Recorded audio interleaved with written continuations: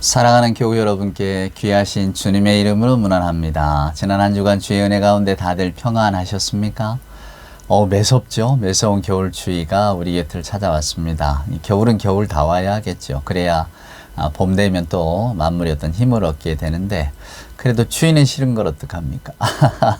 추위에 감기 걸리지 마시고 늘 복된 마음으로 사시기를 축원합니다. 자, 성탄절이 얼마 남지 않았습니다. 성탄을 기다리는 여러분의 마음은 어떠하신지, 때때로 어떤 그 일상의 상황이 또 우리의 마음을 아주 먹구름처럼 짓누르고 매서운 겨울바람처럼 우리의 정신을 막 나가게 만들어도, 그래도 우리에게는 영원하신 하나님의 사랑, 또 그리스도께서 이 땅에 오셨다라고 하는 성탄의 기쁨이 있지 않습니까? 그 기쁨을 한번 생각하시면서 오늘 함께 마치 모세가 떨기나무 앞에 섰던 그런 심정으로 신발을 벗고 우리 일상의 모든 염려와 근심을 다 내려놓고 우리 하나님 앞에 엎드리십시다. 오늘도 하나님이 주시는 그 은혜와 평강이 저와 여러분의 마음 가운데 가득하기를 소원합니다. 우리 경배찬송 부르면서 예배를 시작하겠습니다. 85장 구주를 생각만 해도 이렇게 좋거든. 오늘은 1절과 4절 함께 찬송합시다. 구주를 생각만 해도 이렇게 좋거든. 주 얼굴 배울 때에야 얼마나 좋으랴. 예수의 넓은 사랑을 어찌다 말하랴. 주 사랑 받은 사람만 그 사랑 알도다. 아멘. 사도신경으로 우리들의 신앙을 고백합니다. 전능하사 천지를 만드신 하나님 아버지를 내가 믿사오며 그 외아들 우리 주 예수 그리스도를 믿사오니 이는 성령으로 잉태하사 동정녀 마리아에게 나시고 본디오 빌라도에게 고난을 받으사 십자가에 못 박혀 죽으시고 장사한 지 사흘 만에 죽은 자 가운데서 다시 살아나시며 하늘에 오르사 전능하신 하나님 우편에 앉아 계시다가 저리로서 산자와 죽은 자를 심판하러 오시리라. 성령을 믿사오며 거룩한 공회와 성도가 서로 교통하는 것과 죄를 사하여 주시는 것과 몸이 다시 사는 것과 영원히 사는 것을 믿사옵나이다. 아멘. 성시를 교독할까요? 오늘 우리가 함께 교독할 성시는 우리 구주강림 세 번째 117번입니다. 찬송가 뒤에 있는 교독문 117번 말씀을 우리 한 절씩 교독합시다.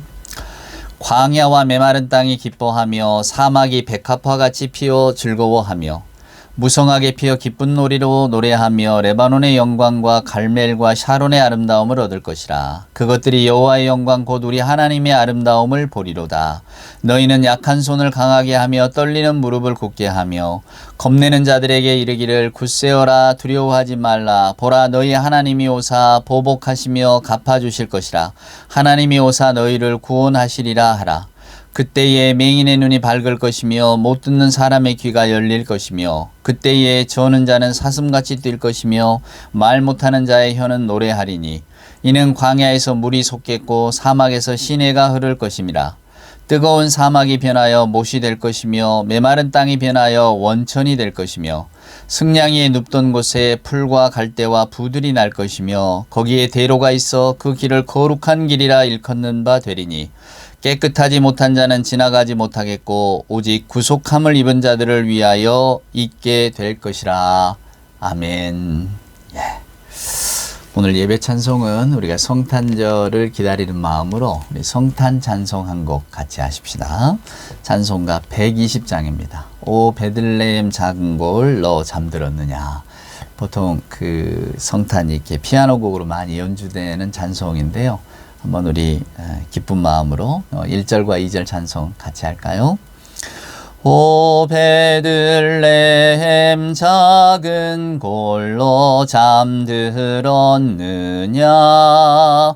별들만 높이 빛나고 잠잠히 있으니 저 놀라운 빛이 캄캄한 이 밤에 온 하늘 두루 비춘 줄 어찌 모르나.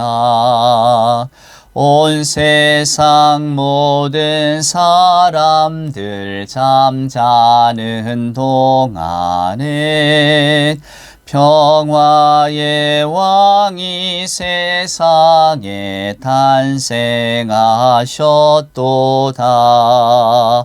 저 새벽 별이 홀로 그 일을 아는 듯 밤새껏 귀한 그 일을 말없이 지켰네.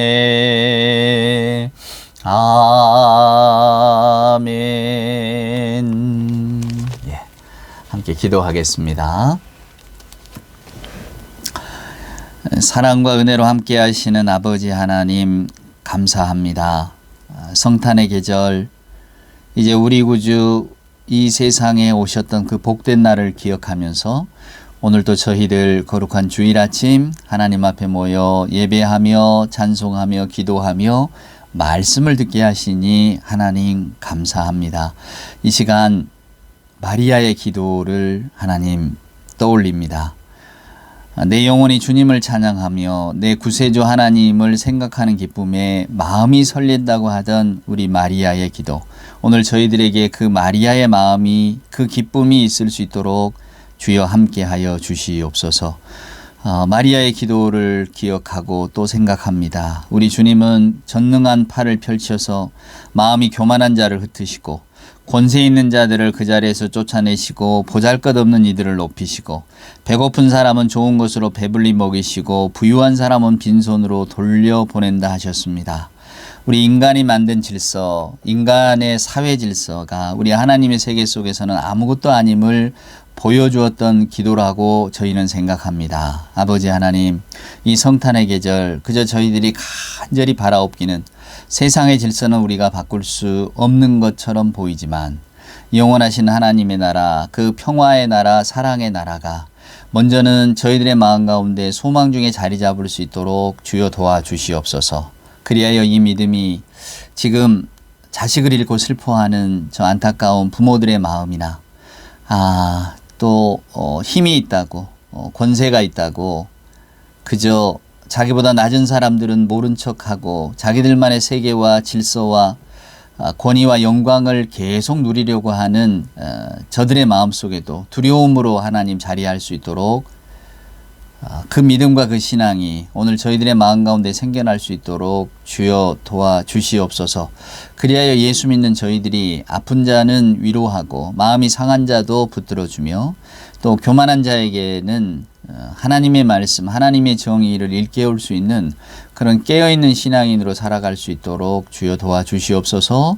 그리하기 위하여 먼저 저희들이 이 마리아의 기도를 기억하게 하시고 이 성탄의 계절 진정으로 하나님이 기뻐하시는 새 역사가 우리들 가운데, 우리 대한민국 가운데, 전 세계에 꼭 이루어질 수 있도록 간절히 기도하는 저희들이 될 수 있도록 주여 도와주시옵소서. 언제나 저희들의 기도가 저희 자신만을 위한 기도의 울타리 안에 갇히지 않게 하시고 하나님의 질서, 하나님의 소망, 하나님의 기쁨이 온 세상에 퍼져나갈 수 있도록 하나님, 그런 세상에 올 수 있도록 간절히 갈망하면서 슬픈 자에게는 위로를, 교만한 자에게는 낮춤을, 정의를 모르는 자들에게는 정의를, 사랑을 잃은 자들에게는 사랑이 무엇인가를 일깨워주는 그런 기도를 우리 모두가 드릴 수 있도록 주여 도와주시옵소서. 이 시간도 성탄을 기다리면서 저희들의 마음과 신앙을 돌아봅니다. 저희들이 성탄을 알리는 화려한 불빛 가운데에만 마음을 두지 않게 하시고 주께서 왜 말 구유에 오셨는가를 깊이 생각하면서 하나님, 이 불평등한 질서 속에 하나님의 나라, 하나님의 소망이 우리의 기쁨이 될 수 있도록 그러한 성탄의 계절을 맞을 수 있도록 주여 도와주시옵소서. 오늘 또 주님의 말씀에 귀를 기울입니다. 떨기나무 앞에서 모세가 신발을 벗었듯 저희들의 생각과 저희들의 지위와 저희가 가지고 있는 사회적인 위치 모든 것을 다 내려놓고 온전히 주님의 말씀에만 귀를 기울일 때에 이 땅은 거룩한 땅이니 내 신발을 벗어라. 우리 주님의 음성이 우리 귀에 들리게 하시고 진실로 귀하신 주님의 말씀 앞에 엎드려서 그 말씀을 아멘으로 받고 화답하는 우리가 되게 하여 주시옵소서. 주께서 예배의 모든 시간 함께 하시고 우리들의 마음과 생각을 붙들어 주실 줄 믿사올 때에 아기 예수로 이 땅에 오신 우리 구주 예수 그리스도 귀하신 이름 받들어 간절히 기도드리옵나이다. 아멘. 오늘 우리에게 주시는 하나님의 말씀, 저와 여러분이 같이 묵상할 말씀은 욥기입니다. 구약성경 욥기에 있는 말씀을 한번 살펴보도록 할까요? 욥기 30장 한번 보십시오. 자, 욥기 30장 25절 말씀부터 제가 한번 읽어보겠습니다. 고생의 날을 보내는 자를 위하여 내가 울지 아니하였는가? 빈궁한 자를 위하여 내 마음에 근심하지 아니하였는가? 내가 복을 바랐더니 화가 왔고 광명을 기다렸더니 흑암이 왔구나. 아멘. 예, 두 절 말씀을 한번 제가 읽었는데요. 한 번 더 볼까요? 고생의 날을 보내는 자를 위하여 내가 울지 아니하였는가? 빈궁한 자를 위하여 내 마음에 근심하지 아니하였는가? 내가 복을 바랐더니 화가 왔고 광명을 기다렸더니 흑암이 왔구나. 여러분, 이 말은 이런 뜻입니다. 내가 고난받는 사람과 함께 울고 궁핍한 사람을 보며 함께 마음 아파하였는데 근데 내가 바라는 행복은 오지 않았고 오히려 화들이 밀어닥쳤고 빛을 발했더니 어둠이 왔다. 그런 이야기입니다. 어쩌면 우리 인생의 유비 같은 이야기를 욥이 하고 있습니다. 저는 요즘 몇 주 전에도 제가 욥기를 함께 여러분과 묵상했습니다만은 이 욥기의 말씀을 자꾸 읽고 있습니다. 예, 성경 가운데 욥기가 주는 은혜가 좀 더 각별한 것 같아서요. 그래서 언젠가 여러분과도 욥기를 1장부터 다시 한번 읽어가면서 욥기에는 이런 내용이 있습니다. 그래서 여러분들도 꼭 욥기를 한번 깊이 묵상해 보십시오라고 하는 그런 제 마음의 어떤 깨달음을 꼭 나누고자 하는 소망이 있습니다. 여러분 이제 다음 주가 되면 성탄절입니다. 저는 구상 선생님, 가톨릭 신자인데요. 구상 선생님의 그 성탄을 50번도 넘어라는 시를 제가 가끔 묵상하고 또 전에 교우들하고도 나눈 그런 기억이 있습니다. 그러니까 50이 넘은 상태에서 이 시를 쓰셨겠죠. 성탄을 50번을 넘게 지냈는데도 나는 왜 여전히 똑같은가? 그런 탄식입니다. 그러니까 왜 아기 예수에게 진정으로 나는 조배하지 못하는가, 그러니까 경배하지 못하는가, 이제 뭐 요런 그 시적 내용이 들어 있었는데요. 저나 여러분이나 아마 동일한 마음이 아닐까 싶습니다. 어릴 적엔 무슨 노래 가사처럼 그냥 괜히 성탄절이 오면 좋았고, 또 저처럼 주일학교를 경험한 분들은 그 주일학교가 주는 그 풍성함이 있잖아요. 항상 성탄절 어간에 일종의 문화 행사 같은 것을 준비를 하잖아요. 문학의 밤. 저는 초등학교 때부터 이렇게 막 성극을 하고 연극을 하고 말입니다. 예, 그랬던 기억이 납니다. 그래서 일부러 막 아무것도 안 시켜주니까 저희 친구들하고 3학년 때인가 4학년 때인가 초등학교 말이에요. 선생님을 찾아가서 우리 뭐 좀 성탄절에 꼭 좀 시켜달라고. 그래서 선생님이 연극 대본을 써서 저희들 이제 연극, 이제 교회에서 하니까 성극이라고 하는데 크리스마스 성극도 저희가 준비해서 했던 기억이 납니다. 그러니까 크리스마스 하면 항상 그 즐거운 기억, 또 뭔가 좀 설레는 기분. 크리스마스가 일종의 그 축제잖아요. 지금이야 물론 얼마 전에 비극적 사고도 있었습니다만 할로윈이라고 하는 행사가 이제는 성탄절보다 더 크다니까 우리나라도 뭐 어느새 세태가 그렇게 됐나 하지만은 그래도 저 어릴 때만 해도 뭐 할로윈은 몰랐고 성탄절이 제일 큰 행사 아니었습니까? 그러니까 성탄절이면 왠지 교회를 다니는 사람이나 안 다니는 사람이나 즐겁고 마음이 들뜨던 그런 기억들. 근데 정말 내가 참 성탄의 의미를 알고 우리가 성탄절을 기다린다 하는데, 그래서 교회력으로는 그걸 대림절이라고 합니다. 주님이 다시 오기를 기다린다 하는 그런 뜻이거든요. 이게 교회 행사에서는 그게 가장 부활절과 더불어서 성탄절이 가장 중요하죠. 그래서 그런 성탄절의 의미를 얼마나 알고 지내왔나 하는 생각을 종종 하게 됩니다. 여러분은 어떠십니까? 조금 이렇게 이제 우리가 그 나이가 들어가고 그러면 모든 일에 좀 시큰둥해지잖아요. 그러니까 성탄절도 뭐 성탄절인가 보다.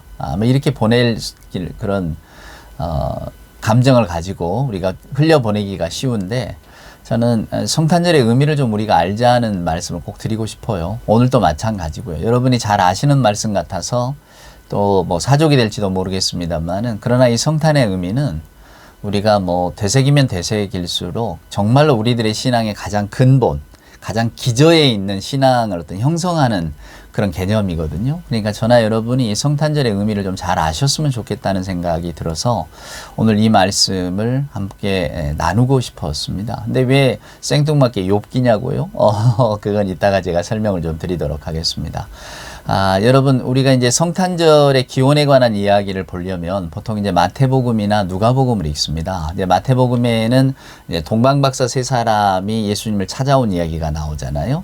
근데 뭐 여러분도 아시겠지만 동방박사 세 사람 아닙니다. 황금과 유향과 모략 이 세 가지를 들고 왔기 때문에 아마 한 사람이 하나씩 들고 오지 않았을까? 이제 이렇게 추측을 하는 거죠. 그러니까 한 사람인지, 근데 뭐 종들까지 포함해서 아니면 여러 뭐 대여섯 명인지 우리는 알 수가 없어요. 하여간 무리가 온 것만은 확실한 것 같습니다. 세 사람인지 어쩐지는 잘 우리가 모르고요. 근데 이 사람들이 이제 별을 보고 쫓아오잖아요. 그래서 성경에 보면 우리가 번역은 동방박사라고 했습니다만은 옛적에는 이 박사라는 칭호 자체가 존재하지 않습니다. 지금 우리가 그냥 편의상으로 불려오던 이름이죠. 그럼 이 사람들의 정체는 뭐였을까? 그 성경의 원문을 보면 이제 마귀라고 되어 있습니다. 마구스. 예, 마귀 마구스 하니까 뭐 마귀라고 생각하시는데 그게 아니고요.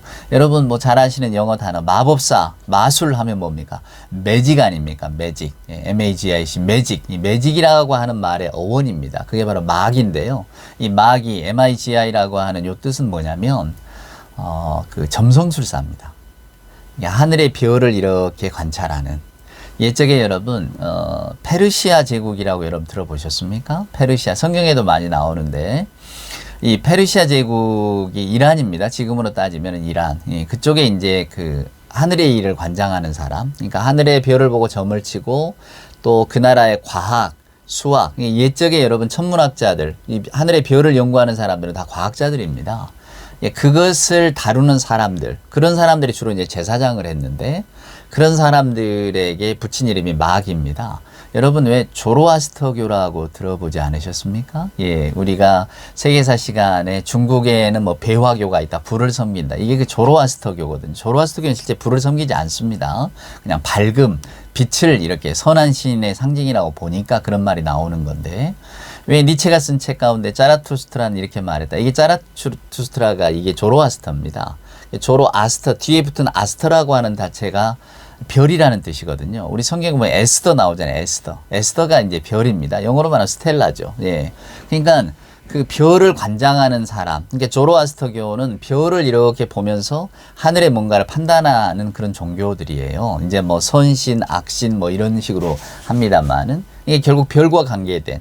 그러니까 그 조로아스터교를 섬기는 제사장들을 마귀라고 불렀는데 그 이제 복수가 되면 마구스인데요.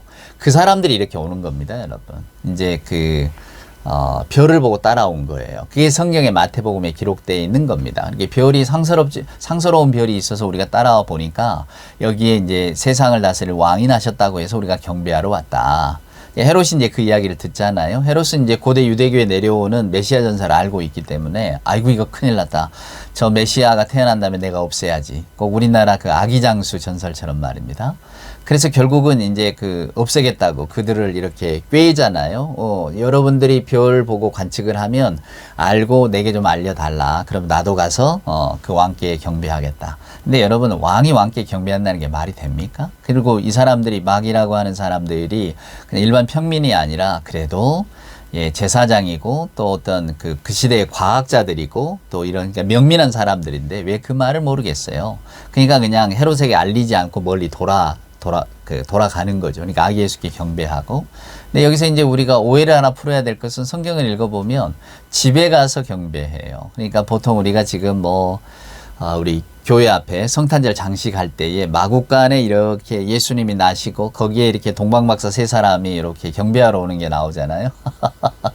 근데 성경을 읽어보면 동방박사들은 마구간에 가서 예수님께 경배한 게 아니고 집에 가서 합니다. 그 말은 예수님이 태어나시기는 그 유대 베들레헴의 한 마구간에서 태어나셨지만 그렇지만 그 이후로 금방 이제 거처를 옮기신 거죠. 베들레헴의 어떤 집을 옮겨놨을 때 그때 이제 그 페르시아의 이 마귀들이 와서 동방박사들이 와서 경배했다 그런 뜻입니다. 그러니까 누가복음을 읽어보면 이 페르시아 박사들 이야기는 안 나오거든요. 누가복음에는 들에서 양을 치던 목자들 이야기가 나옵니다. 그러니까 이 목자들은 구유에 누이신 예수님께 경배를 했죠. 그러니까 그림을 그려도 성상이라든가 아니면 교회 앞에 어떤 이렇게 그 성탄절 장식을 할 때에 마구간으로 묘사하려면 거기에는 목동들이가 있어야 되고 동방박사를 할 것 같으면 마구간으로 표시하면 안 됩니다. 그렇게 다르거든요, 장소가. 근데 우리는 대충 그냥 그렇게 지내고 있죠. 또 여러분들도 그걸 보면서 또 감동받기도 하고 말입니다. 저도 마찬가지입니다. 그러니까 이 예수님의 성탄절에 관한 이야기가 이렇게 저와 여러분에게 이렇게 알려지고 있어요. 그러니까 우리가 이미 유년의 시절을 지났다는 것은 이제 예수님의 성탄절의 의미를 우리가 뭐랄까요? 그 유년의 마음으로만큼 설레는 마음으로 바라볼 수 없게 되었다는 거죠. 항상 그런 이미지를 떠올리니까. 그래서 저는 여러분들에게 오늘 이 성탄의 의미를 한번 전달하고 싶었습니다. 욥기를 읽었던 이유도 거기 있고요. 여러분, 성탄절의 의미가 뭘까요? 예수님이 이 땅에 오셨다? 그 의미가 뭘까요? 그것은 우리가 기독교 신앙에서 저나 여러분이 성탄절을 지키는 이유는 12월 25일이 예수님의 생일이 아닌 건 여러분 다 알고 계시죠? 그때 예수님의 탄생, 예수님이 뭐가 될 줄 알아서 이 아이가 12월 25일에 태어났다고 누가 적어놨겠습니까? 그래서 이 그리스 정교에서는 또 1월 6일 날로 지키잖아요. 이게 그만큼 다른 겁니다. 대개 이제 동지 어간 왜냐하면 어둠이 해로 바뀌는, 밝음으로 바뀌는 그런 어간이라고 이렇게 우리가 12월 25일을 규정을 하는데요. 또 로마의 종교들이 특정했던 날짜다 이런 식으로 보는데 날짜가 중요한 건 아니에요. 제가 늘 말씀드리지만 성경의 저자가 중요한 게 아니고 이 저자라니까 또 아니 성령이 저자시죠. 이걸 중요하지 않다는 건가요? 이런 말씀이 아니고요. 바울의 서신서를 읽으면서 이게 진짜 바울이 썼냐 아니면 딴 사람이 썼는데 바울의 이름을 갖다 쓴 거냐 요런 이야기는 그렇게 중요한 이야기가 아니다 그 말입니다. 그것이 어떤 역사성이라고 하는 것에 기반을 두고 저나 여러분이 마치 신문기사처럼 육하원칙을 따지듯이 이게 정확무해야 된다는 그런 생각을 갖고 있기 때문에 성경의 저자도 분명히 해야 되고 또 성경에 쓰여진 연대도 분명히 해야 되고 또 성경상에 나온 내용은 서로 상충되면 안 되고 이런 생각을 갖기 쉽습니다. 근데 여러분, 성경은 그렇게 접근할 수 있는 책이 아닙니다. 하나님의 말씀이기 때문에 그 선포된 내용이 무엇이냐가 중요한 것이지 그 세세한 내용들이 뭐가 어긋났다 안 어긋났다, 제가 그것 때문에 한번 곤욕을 치른 적이 있었는데요. 부활하신 빈 무덤에 찾아간 제자들의 숫자, 여인들의 숫자가 몇 명이냐 요런 거 가지고 또 천사가 몇 명이었냐 요런 걸 가지고 서로 상충되니까 마태복음과 누가복음의 기록이 좀 상충되거든요. 그러니까 이걸 가지고 무호가 있네 없네, 성경이 틀렸네 맞았네, 이런 논쟁들은 무의미한 겁니다. 그러니까 여러분도 그런 생각들, 그런 뭐랄까요, 쓸데없는 관심에는 마음을 두지 마시고요. 성경은 신문기사가 아니니까요.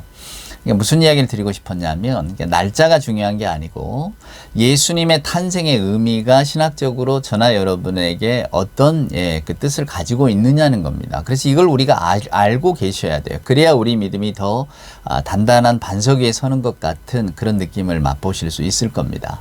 그러니까 예수가 탄생했다는 거는요, 여러분, 그리고 특정한 시기에 특정한 곳에서 예수가 탄생하셨다는 그 의미는 하나님께서 우리 인간의 역사에 직접적으로 개입을 하셨다는 이야기예요.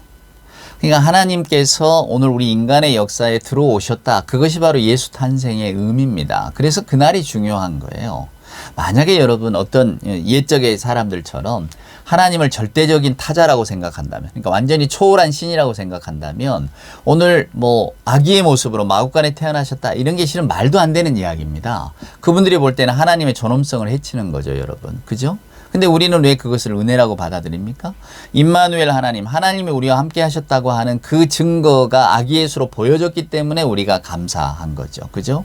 그리고 만약에 여러분 아기 예수를 한낱 인간이라고 생각한다면 또 그것을 믿는 사람들이라면 또 이것도 낯선단 말이에요. 이것도 정말 말이 안 되는 이야기고. 왜냐하면 세상을 구원할 귀한 분이 마구간에 온다고요?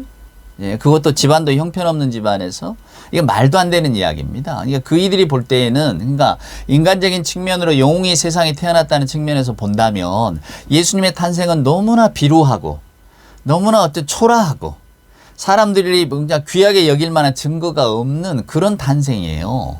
그러니까 그 사람들이 보기에도 이거는 못마땅한 탄생이다 그 말입니다. 하나님을 절대적으로 여기는 사람들은 하나님의 신이 어떤 인간의 몸인데 하필 그것도 인간의 몸도 정말 형편없는 인간의 몸으로 태어났다. 이게 못마땅한 거고 그냥 인간 예수를 생각하고 이 사람은 그냥 영웅일 뿐이에요. 이 사람은 그냥 단지 인간일 뿐입니다. 라고 하는 사람들의 입장에서 본다면 또 아기 예수의 탄생이 석연치 않다 그 말입니다. 이렇게 비루하고 초라한 곳에 났다고?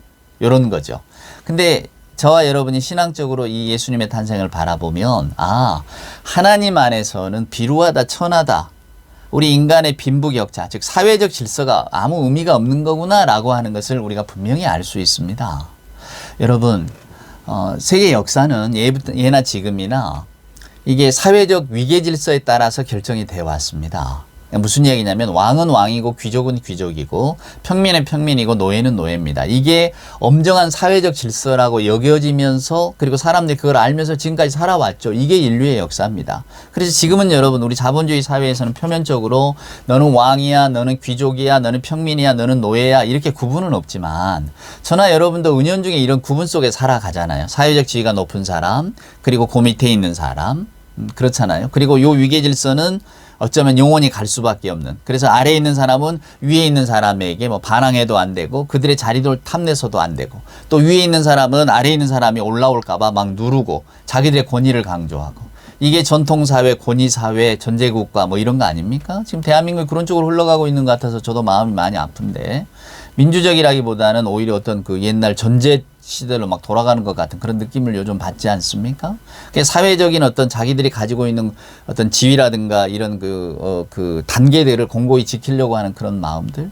근데 여러분, 우리 하나님이 어디로 오셨나요? 예, 아기 예수의 몸으로 오셨습니다. 가장 연약한 자의 모습으로 가장 비천한 자의 어떤 그 자리에 오시잖아요. 이것은 우리가 지금 가지고 있고 우리가 입고 있는 이 인생의 몸이라고 하는 것, 사회적 지위라고 하는 것, 인간이 역사 속에서 이렇게 만들어가고 있는 우리 역사의 질서라고 하는 것이 그것이 과연 그럼 영원할 것이냐? 아니라는 겁니다. 하나님의 나라에서 이게 힘을 발휘할 거냐? 전혀 아니라고 하는 거예요. 연전에 아주 유명했던 사피엔스라는 책에 보면 이런 인류가 이런 것들을 만들어 온 어떤 그 내용들이 잘 기록되어져 있는데 저도 그 내용을 이렇게 읽으면서 이게 참 놀라운 통찰이라는 생각을 하지만 또 한편으로는 그렇구나. 그래서 우리 신앙인들이 하나님의 나라를 기다릴 수밖에 없구나. 즉 인간이 만든 질서를 깨트리기는 불가능한 것 같고 아마도 계속 우리들은 그 질서를 공고히 하기 위해서 살아갈 겁니다. 근데 하나님의 나라가 오기 전까지는 이 질서 속에서 우리 인간은 좌절하고 낭망할 수밖에 없다는 게 제 생각입니다. 그러니까 제가 지난 시간에 프로이드 이야기를 해드렸습니다만은 어떤 그 우리 몸과 노쇠해 가는 몸과 또 내 뜻대로 되지 않는 어떤 이런 사회적인 구조와 그리고 이제 그 저나 여러분이 치명적으로 이렇게 맞닿을 수밖에 없는 어떤 죽음의 문제 이런 문제들이 결국 우리를 불행하게 만들어 간다고 그죠? 우리가 상상할 수 없고 생각할 수 없는 것으로 우리를 덮치는 것들이 이런 어떤 인간의 생명의 질서들이 우리를 결국은 낭망하게 하고 우리를 실망시킬 거라고. 오늘 욥의 이야기를 읽어보세요. 그래서 제가 오늘 욥기를 여러분과 함께 나누고 싶었는데 욥은 이야기합니다. 욥은 항상 여러분 욥기 1장부터 읽어보면 굉장히 조심스러운 사람이에요. 굉장히 세상을 돌다리를 두드려보고 건너는 사람입니다. 그리고 하나님의 존재를 분명히 확신했고 하나님을 신뢰하면서 또 한편으로 하나님을 두려워했기 때문에 왜냐하면 이 두려움이라는 게 권선징악이잖아요. 신명기적 우리가 그것을 세계관이라고 합니다만은 하나님은 선한 자에게 복을 주시지만 악한 자에게는 자에게는 벌을 주신다. 이런 믿음들이 크게 박혀 있었단 말이에요. 그것이 세상을 이끌어가는 신의 질서, 하나님의 질서라는 생각이 그때 고대근동의 사람들의 마음속에 주로 뿌리를 내리고 있었고, 특별히 욥에게는 그게 흔들릴 수 없는 진리였다 그 말입니다. 근데 그 욥의 진리의 세계가 흔들린 거예요, 여러분. 갑자기 자녀들이 죽고 가축을 다 빼앗기고 재산이 없어지고 이러면서 욥이 굉장한 혼란 속에 빠져든 겁니다. 그게 지금 오늘 이 말 속에 함축되어 있는 거예요. 하나님, 저는 가난한 자들이 있으면 도왔고요. 뭔가 불행에 슬퍼하는 사람들이 있으면 같이 울어줬습니다. 제가 그랬던 이유는 아마 이렇게 살아야만 제게 복이 올 것이고 또 저에게 밝은 빛이 비춰질 거라고 저는 생각했기 때문입니다. 근데 저는 정말로 가난한 자들과 더불어 함께 울었고 고통받는 자들의 심성에 같이 공감을 했는데, 그래서 저는 제게 복이 올 줄 알았더니 제게 오히려 화가 왔고, 제가 빛을 발했더니 오히려 어둠이 왔습니다. 이거 도대체 어떻게 해야 됩니까, 하나님? 내가 이 세상을 어떻게 받아들여야 됩니까? 이게 하나님이 세우신 질서라고 제가 어떻게 이거를 아멘하고 받아들이죠? 저를 좀 납득시켜 주십시오. 이게 지금 욥의 이야기였습니다. 제가 처음에 심리학을 공부할 때요, 그때는 이제 한참 그 긍정 심리학이라는 것이 유행했었습니다. 그러니까 1950년대 미국에서 이렇게 마틴 셀리기만이라고 하는 심리학자가 주창한 심리였는데요. 그러니까 그동안의 어떤 심리나 이런 건 너무 병리적이었다 이겁니다. 아픈 사람 위주로 가다 보니까 우울하고 불안하고, 왜 프로이드 이론들 같은 거 보면 어렵기도 하지만 굉장히 인간을 부정적으로 보잖아요. 그러니까 야, 이 길에서는 안 되겠단 말이야. 우리가 왜 긍정적으로 생각하면 되는데 왜 어두운 어떤 그 사람의 면에만, 정신적인 면에만 초점을 맞추냐? 아니단 말이야. 우리가 마음을 좀 긍정적으로 가져보자. 그래서 I can do it 하고 뭐 맨날 외치면서 우리는 할 수 있다 뭐 이러고, 나는 잘 될 거야, 나는 멋진 사람이야, 뭐 이렇게 하다 보면 우리 마음이 점점 더 즐거워진다고요, 여러분. 이런 이야기들이 미국의 어떤 심리학에서 한참 힘을 받을 때입니다. 그러니까 그게 듣기는 좋잖아요. 이게 우리나라에도 그런 게 막 들어왔었거든요. 근데 혹시 여러분 이런 이야기 들어보셨는지 모르겠어요. 스탠데일이라고 하는 사람이 있었습니다. 스탠데일. 이 사람의 이름을 한번 기억하실 필요가 있으실 것 같은데, 베트남전에 참전했던 미국의 장교입니다. 해군 장교인데요. 대령이 돼서 체포가 됐어요. 그러니까 가장 고위급 인사가 체포가 됐죠. 이 사람이 1965년부터 1973년까지 하노이에서 일종의 포로 수용소에 대장 노릇을 하고 있었습니다. 그러니까 진짜 대장이 아니고요, 가장 계급으로 높으니까 그 감옥에 갇혀있던, 즉 베트남 군인들, 우리 옛적에 베트콩이라고 불렀잖아요. 근데 뭐 그것도 다 이제는 그런 용어가 적절하지 않은 용어인데 월맹군이라고도 불렀고, 하여간 그 베트남 군인들에 의해서 붙들렸단 말이에요. 그때 미국이 어찌됐건 베트남전에 개입해서 전쟁을 하고 있을 때잖아요. 그래서 이 사람이 거기서 8년 동안 포로 생활을 한 겁니다. 나중에 풀려났어요. 돌아왔단 말이에요. 많은 미군 포로들을 데리고 다시 돌아와서 결국은 이제 부통령 후보로까지도 추천이 되고 했던 사람인데, 이 스탠데일 패러독스라고 하는, 스탠데일 모순이죠. 이런 이야기가 있어요. 이게 무슨 이야기냐면, 이 사람이 8년 동안이나 감옥 생활하면서 살아남았잖아요. 이게 이 사람의 말입니다. 이제 같이 감옥 생활을 하다 보면 감옥에 들어와 있는 미군 병사들 가운데는 두 부류가 있다 이거예요. 한 부류는 크리스마스가 되면 나는 풀려날 거야. 크리스마스가 되면 나는 살아날 거야. 이런 생각. 새해가 바뀌면 나는 살아날 거야. 이렇게 긍정적으로 생각하면서 포로 생활했던 사람들. 근데 그런 사람들은 대부분 죽었다는 거죠. 우리가 생각할 때는 여러분, 어떤 일이든 긍정적인 마인드를 가져야 돼. 긍정적인 마인드를 갖고 살아야만 우리가 살아갈 수 있어. 이렇게 생각하잖아요, 여러분. 그러니까 부정적인 마음보다는 긍정적인 마음이 우리들을 훨씬 더 좋은 삶으로 이끌어 갈 거야. 우리가 이런 생각하잖아요. 그래서 어려운 일을 당해도 아니야, 야, 잘 될 수 있어, 잘 될 거야. 우리가 이렇게 격려합니다만은, 근데 스탠데일의 말은 달랐어요. 그런 사람은 대부분 죽었다 이게. 크리스마스가 돼도 석방이 안 되고 새해가 와도 석방이 안 되고 이런 죽어가더라 그 말에, 실망해서. 근데 어떤 사람이 살아남았느냐? 자기도 물론 그 사람이었기 때문에 살아남았지만, 나는 포로다. 우리는 못 풀려날 수도 있다.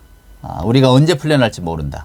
하지만 내가 풀려날 때까지 어찌됐건 살아 있어야 되니까 포로라는 걸 받아들이잔 말이에요. 그러면서 운동도 열심히 하고 예, 왜냐면 먹는 음식도 부실하니까 운동같이 안 하고 자기 몸을 자기가 건사하지 않으면 금방 죽을 수밖에 없기 때문에 아니야, 할 수 없어. 내게 주어진 현실이 이런 거야. 근데 나는 이 현실을 한번 내가 할 수 있는 한에서 잘 견뎌볼 거야. 이런 사람들이 살아남았다는 거죠. 그걸 이제 스탠데일 패러독스라고 합니다. 그러니까 긍정적인 생각을 갖고 사는 사람만이 살아남는 게 아니라 오히려 그런 사람은 죽어버렸지만 현실을 인정하고 받아들이면서 그리고 그 삶을 견뎌내는 사람들이 오히려 힘이 있게 살아나더라. 예, 빅터 프랭클이라고 하는 아우슈비츠에 살았던 그 유대인 학자도 그런 말을 합니다. 예. 소망을 가졌던, 갑자기 이제 성탄절이 지나거나 새해가 바뀌면 사람들이 막 무더기로 죽어간대요. 그 사람들이 희망을 가졌는데 그게 안 되니까 죽어가는 사람들인 거죠. 결국 이 이야기가 저나 여러분에게 던져주는 메시지는 뭐냐면, 우리는 이렇게 생각합니다. 제가 늘 말씀드리지만, 예수를 믿으면 모든 게 다 잘 풀릴 것 같은 생각을 갖고 있는 거예요. 예수를 믿으면 잘 되어질 거라고 생각하는 거죠. 근데 실제로 그러지 않는 경우가 너무 많잖아요, 여러분. 우리 인생이 내 뜻대로 잘 안 풀려지고 예수를 믿어도 때때로는 자녀가 대학에 떨어지기도 하고 때때로는 사업에 실패하기도 하고 때 건강을 잃기도 하고 사고로 목숨을 잃기도 하고 뭐 그런 일들을 당합니다. 그죠? 우리 주변에 여러 가지 사건 사고도 많고 또 얼마 전에 너무 비극적인 아픈 대규모 사고도 있었습니다만 그 가운데 예수 믿는 자녀들이 얼마나 많았겠어요, 여러분. 근데 그런 일들을 당할 때면 우리가 갖고 있는 신앙에 회의를 갖게 됩니다. 아니, 하나님이 나와 항상 함께 하시고 나를 지켜주신다고 하셨는데 이게 도대체 뭔가? 그 비극적인 현장 속에서 하나님은 어디 계셨는가? 우리가 이런 의문을 가질 수가 있잖아요, 여러분. 그렇지 않습니까? 근데 저는 성탄의 의미를 우리가 잘 새겨야 된다고 생각합니다. 성탄절이라고 하는 것이 그 임마누엘이잖아요. 내가 너와 함께 하겠다는 증거인데 하나님 우리하고 함께 하신다는 것이 우리 인생에 아무런 일이 없도록 지켜주신다는 거냐, 우리 인생이 늘 건강하도록 지켜주신다는 거냐, 우리 인생이 늘 그냥 잘 풀려가도록 지켜주신다는 거냐, 그런 의미는 아니라고 하는 겁니다. 만약에 그런 의미라면 이 땅에 예수 안 믿는 분이 아무도 없어야죠. 아니, 잘 된다는데, 예수 믿으면 건강해진다는데, 예수 믿으면 모든 자녀들의 삶이 잘 풀린다는데, 예수 믿으면 성공한다는데, 예수 믿으면 안 아픈다는데 다 예수 믿겠죠. 근데 왜 하나님은 우리에게 그런 증거를 보여주지 아니하실까? 그것은 하나님의 세계가 그리는 세상은 우리 인간이 바라고 원하고 그리는 세상과는 전혀 다르기 때문입니다. 그러니까 우리 육신의 욕구에 기반을 둔 신앙생활을 시작하면 그걸 기복신앙이라고 하잖아요. 그 신앙의 끝은 말로는 결국은 나를 믿는 거고 내 신앙을 믿었던 거지, 내 신념을, 내가 바라고 원하는 것을 믿었던 거지 진정한 하나님을 믿는 거는 아니었다고, 여러분. 그죠? 우리가 하나님을 만나려면 그럼 어떻게 해야 되느냐 그 말이에요. 그게 성경에 해답이 있습니다. 욥이 말하잖아요. 나는 내가 착한 일을 하고 아픈 사람 같이 공감해 주면 나는 그냥 내게 빛이 올 줄 알았다. 나에게 올 게 복일 줄 알았단 말이야. 근데 왜 화가 오느냐? 성경은 그것이 인생이라고 말하는 겁니다. 그것이 인간의 삶의 조건이라고 말하는 거예요. 근데 그 인간의 삶의 조건 가운데 우리는 매여서 살아갈 수밖에 없지만 그 인간의 삶의 조건을 뛰어넘는 하나님의 세계가 무엇인가를 보여주시려고 아기 예수님이 우리에게 오셨다는 거예요. 그러니까 저나 여러분에게 성탄절은 이 믿음을 새기는 겁니다. 세상 일은 우리 뜻대로 되지 않아요. 우리 몸도 날로 노쇠해가면서 우리를 배신할 겁니다. 우리가 바라고 원하는 세상은 결코 오지 않습니다. 그럼 우리가 그것 때문에 실망하고 낭망합니까? 세상에 의미가 없었다고 우리가 그냥 넘어지나요? 여러분, 저나 여러분이 늙어졌다고, 병이 들었다고, 이제는 세상이 끝났다고 우리는 탄식하면서 합니까? 아니라는 겁니다. 하나님의 세상을 사모하라는 거예요. 우리는 인간의 조건으로 정말로 알 수 없는 세계 속에서 쇠약해지는 몸 가운데 각종 비극과 슬픔을 이렇게 맞닥뜨리고 삽니다. 때로는 복이 와서 웃을 때도 있지만 때로는 화가 와서 슬플 때가 있다 그 말입니다. 그게 인간의 조건이라는 거예요. 이것을 부정하지 말라는 겁니다. 제가 스톡데일 패러독스를 이야기하는 이유가 바로 그겁니다.